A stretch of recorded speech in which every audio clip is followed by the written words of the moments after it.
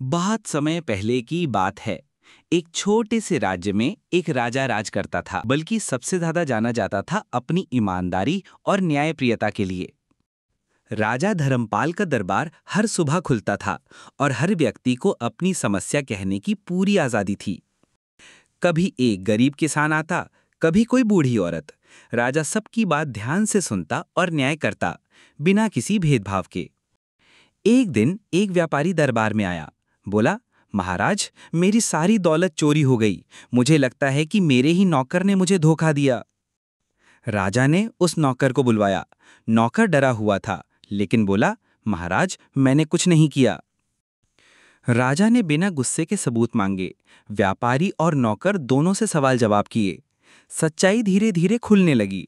असली चोर कोई और था, जो दरबार में चुपचाप खड़ा था। राजा ने बहुत होशियारी से चोर की मानसिकता को परखा और ऐसा सवाल पूछा जिससे वह चोर खुद ब खुद फंस गया।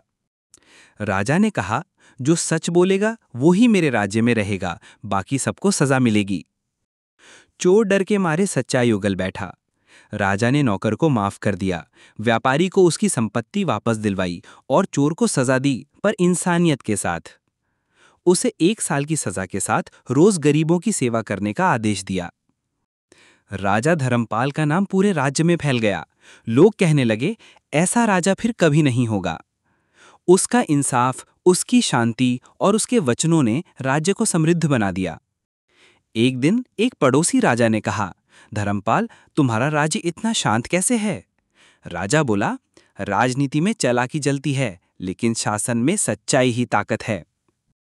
धर्मपाल ने सिखाया कि न्याय तब तक अधूरा है जब तक वह समाज के सबसे कमजोर व्यक्ति को न मिले।